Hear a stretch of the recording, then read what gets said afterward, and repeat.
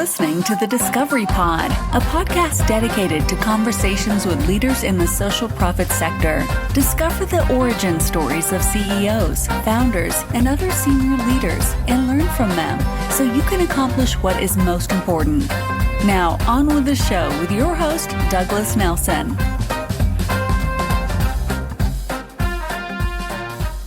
Hello, and welcome to another edition of the Discovery Pod, Conversations with Social Profit Leaders. Our guest on the show today is Tim Cormode. He's the CEO of the Power to Be Adventure Therapy Society based in Victoria, British Columbia. Welcome, Tim.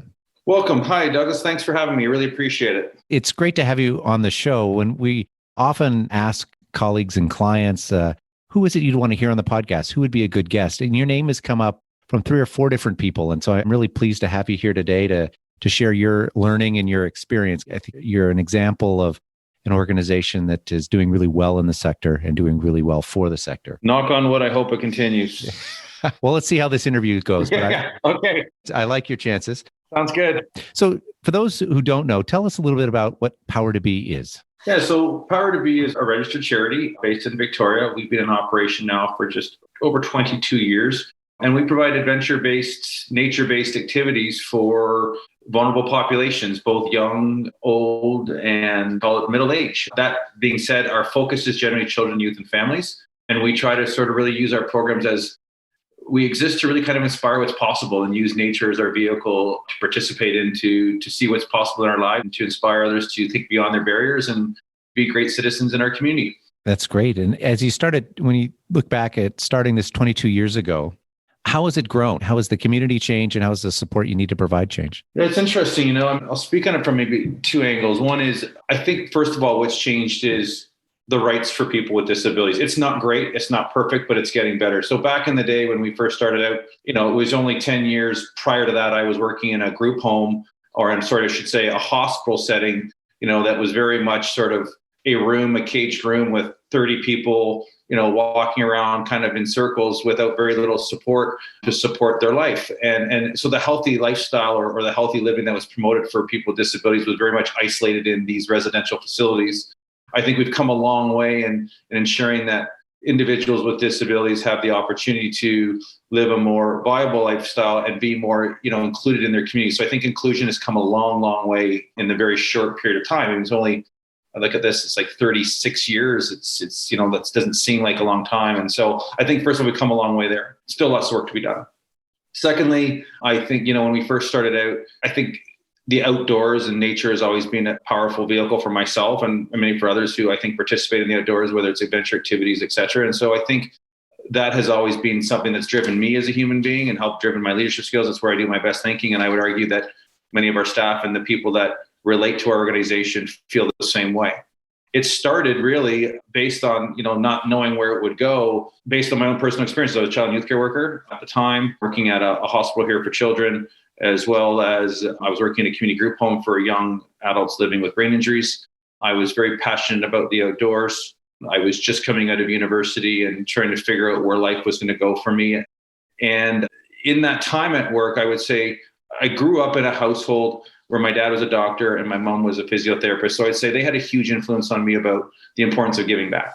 And I think that's always something that's resonated with me. And when I took my first job as a teenager that I really liked, it was working with young people with disabilities. And so that work just kind of carried through university and then into what's morphed today. But I would say I just really personally, I realized I'm not going to say it's a gift, but I just realized I loved working with other people. And I really did enjoy working with people with disabilities at a young age. So what kind of brought Power to Be together was, I was working in these 2 different places of work, and I'll admit that I loved the work. What I couldn't and I didn't like was the culture in which I worked in. I just felt there was a lot of mistrust between the frontline workers and the management team. Part of it was unionized, and I understand why unions exist. I'm not here to discredit them, but I just feel one of the tough things that comes out of those types of environments is the mistrust between employees and management. And I just found people were, complaining more about their jobs than they did about what we were there in the first place to do, which was to help people. And so I was very discouraged by this, and I was starting to question my life, and was this the right path for me at 27? And so I took a leave of absence. I left work. I was on EI, and I found this, just doing some research in the early days of internet, and found this really cool mountaineering school program in Canmore, Alberta called Yamnuska Mountaineering School. And I decided to go embark on this 3-month outdoor leadership initiative, which was basically, teaching you the skills of various outdoor sports that you could then potentially take to be a guide in any various industries, from rock climbing to ice climbing to paddle sports. I didn't go for that reason. I think I went because I needed change in my life, and I just needed something that would, I hope, inspire some change.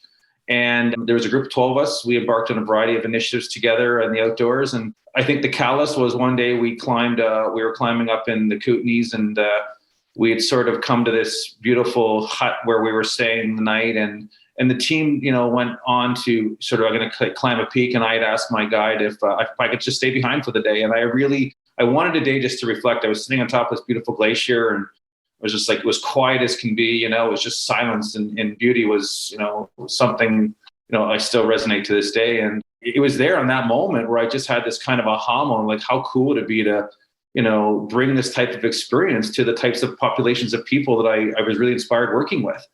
And so the idea was born, this idea. And so I left that particular outdoor school and did some research and came across this incredibly cool outdoor education program in Colorado. It was very focused on working with vulnerable populations. They'd been in service for quite a few years. It was an outdoor center. And so I think I cashed in the rest of my credit card. I went down there, spent 2 weeks volunteering. And at that point, I was like, this is what I want to do. Like, I want to build a program, an initiative that does exactly what this group was doing in Colorado, called the Breckenridge Outdoor Education Center.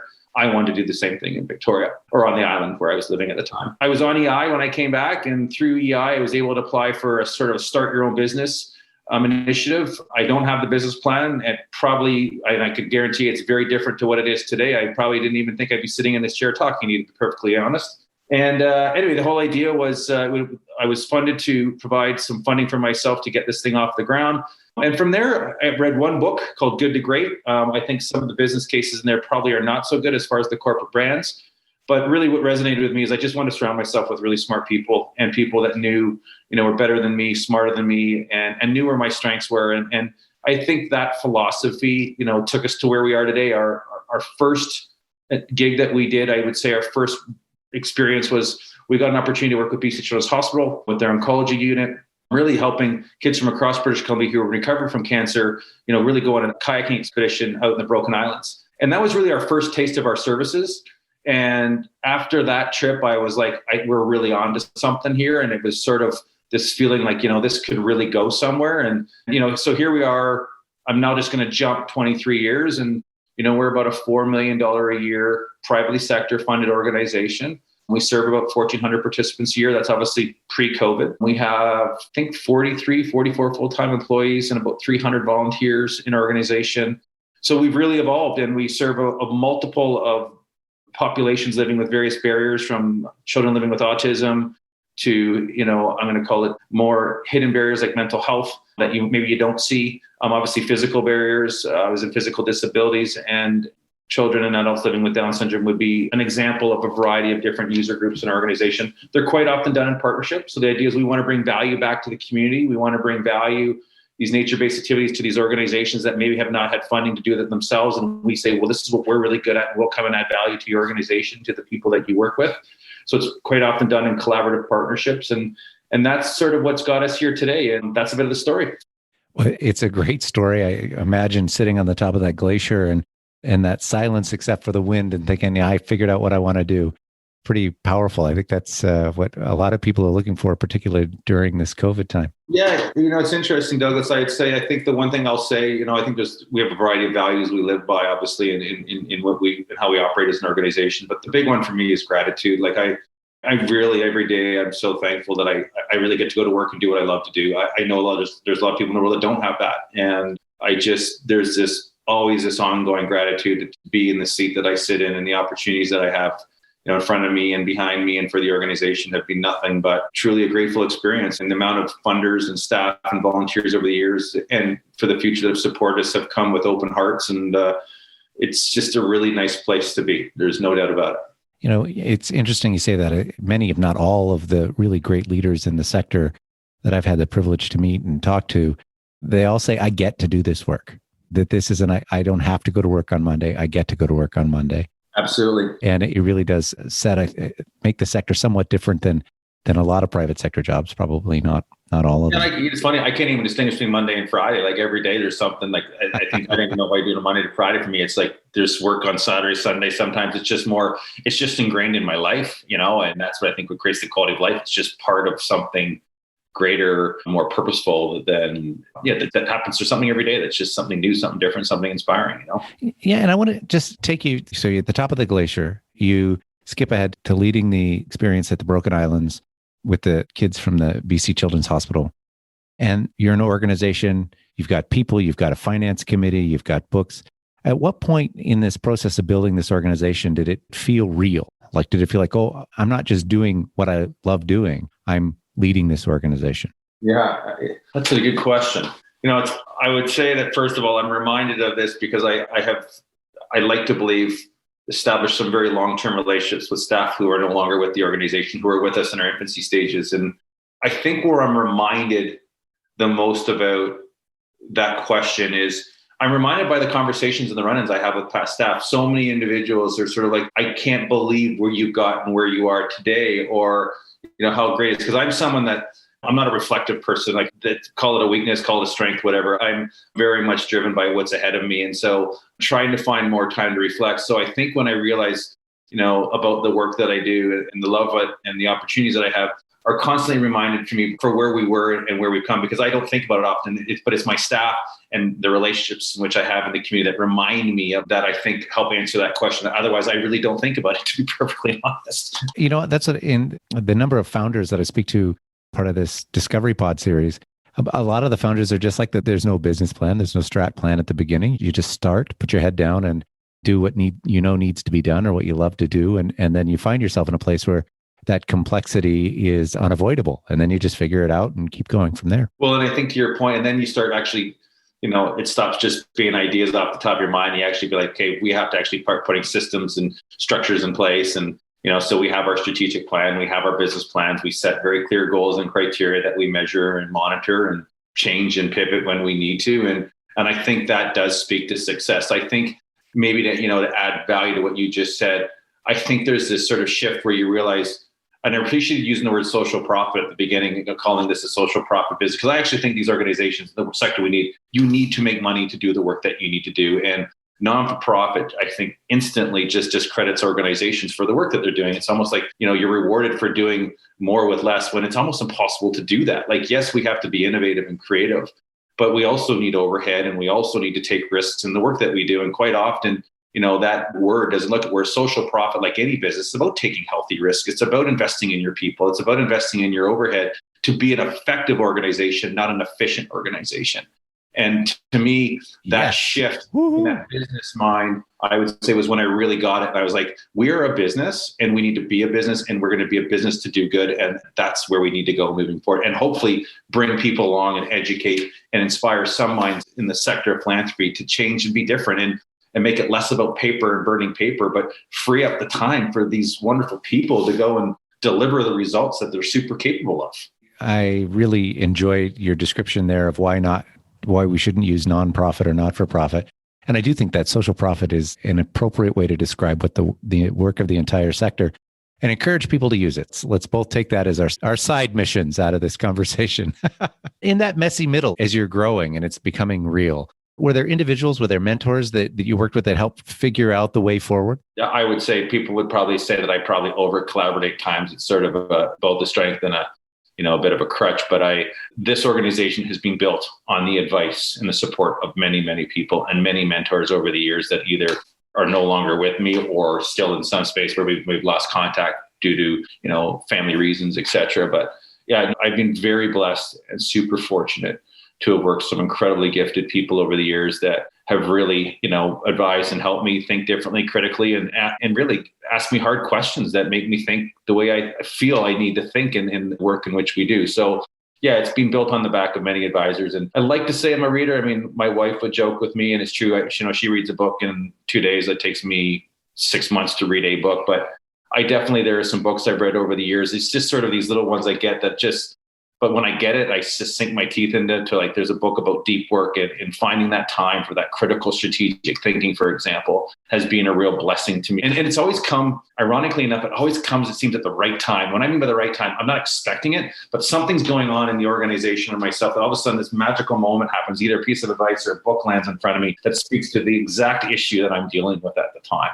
We call it serendipity, but I think that's part of the gratitude that just good things happen sometimes when you're in challenging situations. Yeah. It's Cal Newport's book, that deep work, right? That's the... Yeah, it's awesome. I love it. It's one I think everybody leading organization should read because it helps tell the difference between what is urgent and what is important in a really structured way. It's great. Yeah, there's two other ones, I think. And one's a mentor of mine who I've got to know personally, Dan Pallotta, his work in the world of charity, case and uncharitable, and the everyday philanthropist. Like, he's really someone that's trying to change the way philanthropy needs to be. And it does need a shakeup. It does, we need to be freed up to do the work. We shouldn't be rewarded for inefficiencies. We need to be rewarded for effectiveness. And so Dan's someone I've always looked up to in his work. And then a great book that landed on my plate about 2 years ago called Forces for Good.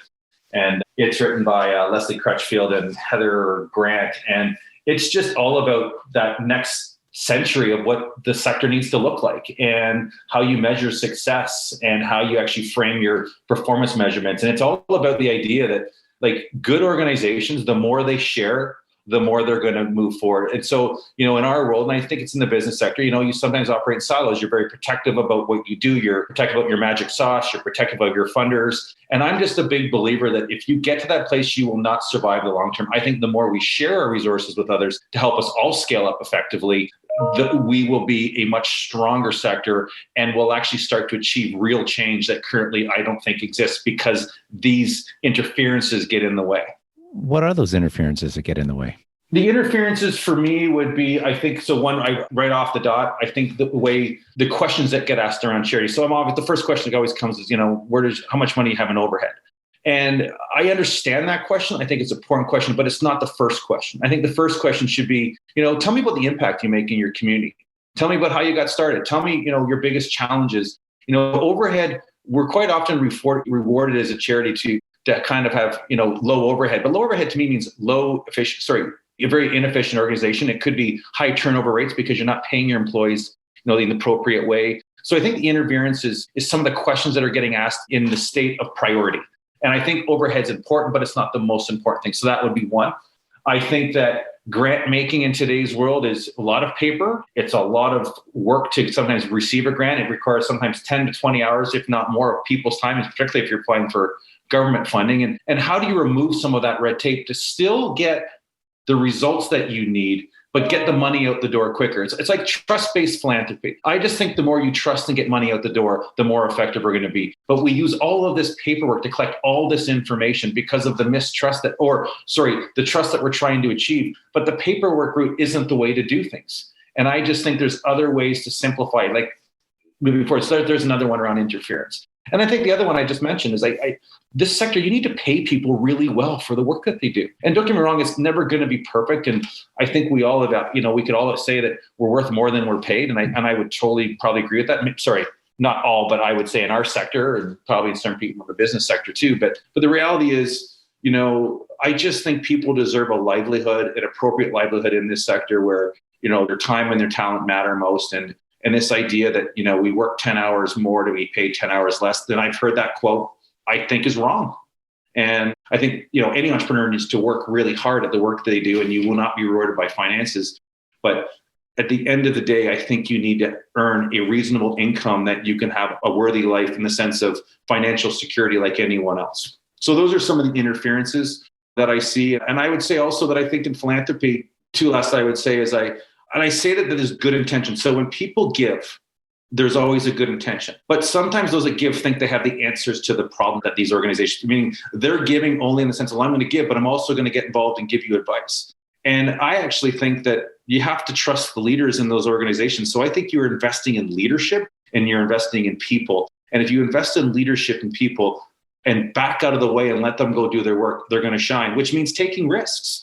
And I think in our society, we don't encourage non-for-profits. It's like if you take a risk and fail, you lose funding. And I think that's wrong. If you take a risk and you fail the first time, I guarantee if you kept funding it, by the third or second or third time, they're going to have a brilliant idea and they're going to be onto something special. So don't kibosh failure, simply because someone took a risk to do good, because the only way we learn to be better is by making mistakes. I agree with a lot of what you're saying there. I think one of the challenges is it's difficult for a lot of organizations in the sector to really articulate what the risk is. So both what's the payoff if this works, but also what's the downside if it doesn't. And that inability for organizations to really say what they stand for, what their mission is, what they're going to deliver, what they believe they're going to be able to deliver, makes it harder for funders and donors to have that initial trust at the outset. How do you work with your board on setting up that environment of trust just within Power to Be? Well, I think we worked really hard at, having these conversations. So we're having these conversations now. We've been having these conversations a while about how, the why and why it's important to think and be different.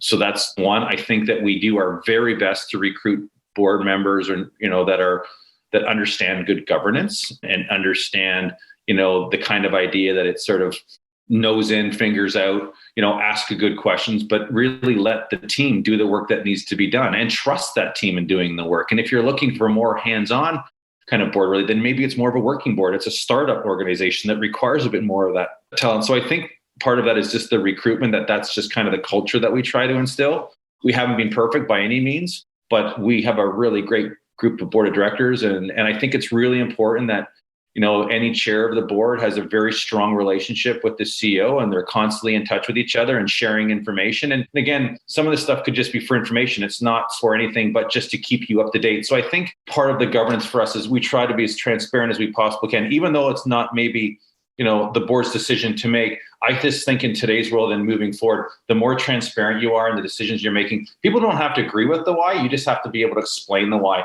And I think people that want to be on boards resonate with that want to do good work and want really good businesses to, in this sector that we work with. And it seems, looking at your board and knowing the community, it seems like have had a really deliberate strategy to engage sort of that next generation of up and coming leaders in the community. How did you arrive at that? And how has that played out over the last few years? There's a couple of things I think that have played out. Well, first of all, I think that next generation, or whatever we want to refer to the upcoming generation. I think that there is a desire to see greater change in the world. I think you see it in social media, that younger generation, very important to them, and not everyone, but I see it as a theme. And so I think that there's a desire to do good. You have a bit more of intention there, number one.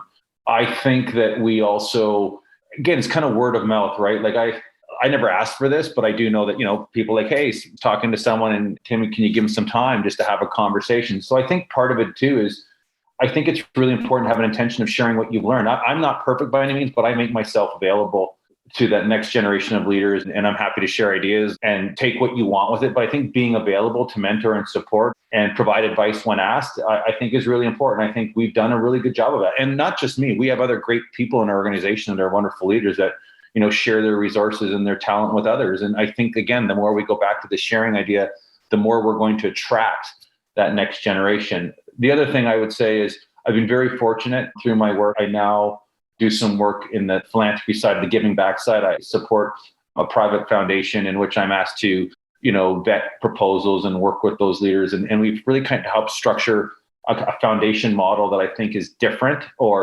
is challenging the norms. And I'm seeing the results that are very positive, meaning like we're seeing more get done. And part of that is having the opportunity to go and meet with pretty impressive people doing really impressive things. So it's kind of like I've built this little support network of incredibly gifted social entrepreneurs that I think are doing really cool things in the world. And you start to build those relationships. Word of mouth just starts to happen from there. One person says one thing to the next, and they become the spokespeople for you. So I think that's something else I've seen and experienced in how we've kind of attracted or had the opportunity to meet some of those up and coming entrepreneurs in this sector that we work in. Right. And, a lot of the organizations that we work with here at the Discovery Group, one of the questions the boards ask themselves when it comes to succession planning or recruitment of new directors is, how do we find people who are in that next generation who are able or willing to come up and come onto the board? And acting on their own, sometimes they're kind of stumped, but it sounds like you've cracked that code.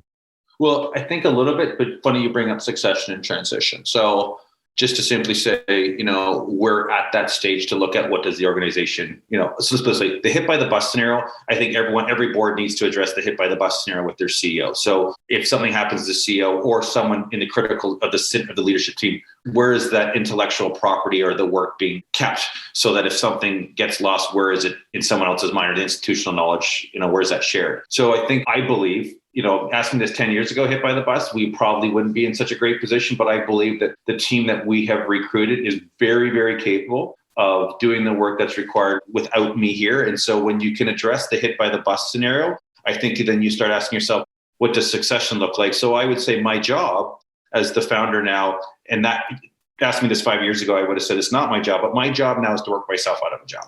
And if I can do that really well, I think that's a great sign of leadership. And I think great leaders are those that work themselves out of a job so that the next whoever comes in can take over. And one of my board members said this to me, and it was a great advice. And it's like, I got to get to a place where I literally have one question to ask my team, and that is, how can I help you?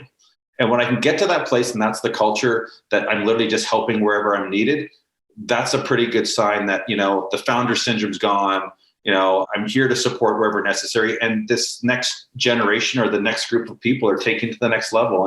And that's what I'm working on right now. It's tricky. It's, it's not perfect by any means. But again, going back to advice, someone's just introduced me recently to someone who really does really good work in transition. And what does really good transition look like? Give me good examples of good transition versus, things that didn't work out. And as my leadership team said to me a couple of days ago, I'm in a fortunate place that, when that time comes, that I will be able to do it, I think, gracefully. I mean, I'd like to believe that in a sense of, it's a passing of the torch to someone that's going to do it better, or a team that's going to do it better. But they're also going to embrace this transition together. So it's kind of like we're walking this journey together versus it being in isolation and we're not talking about it. And I think a lot of organizations are afraid to talk about succession and transition. And I get it. But I think the more you talk about it, the more you arrive to the best ideas and how to best move it forward. Right. I was really struck by your listing of who your board committees. You have an executive review, compensation, and succession committee of the board. So really focused on that, building that next level of leadership, but also looking forward to the organization sometime in the indeterminate future when you potentially won't be there. Well, and it's interesting in that structure, what I found helpful for our organization, may not work for all organizations, is look, people crave information and are sometimes a board. We have pretty large board packages that go out to the board to read, and it's a hope they're going to read all, but they may or may not. But the point being is a lot of it. I can assure you they don't. Yeah, but a lot of it's for information purposes, meaning like I'm just a bit. So where the information gets shared more is with my executive compensation group from the board. That's a smaller group that's more in the loop of what's happening in the organization, and my chair. So there's certain people that are more in the loop than others, which creates a bit of trust knowing that at least someone's monitoring that. So it's not like the board, there's going to be any surprises that come up within, say, the next 3 months of the next board meeting. They're like, oh, I never saw that coming. They'll see it coming because we have these sort of smaller scale committee meetings in between that keep people up to date. And even COVID, we struck a business continuity plan, and it was great. We basically we agreed as a board that we would get on a call every 2 weeks, and we would update on what's going on, sharing some of the concerns that we had.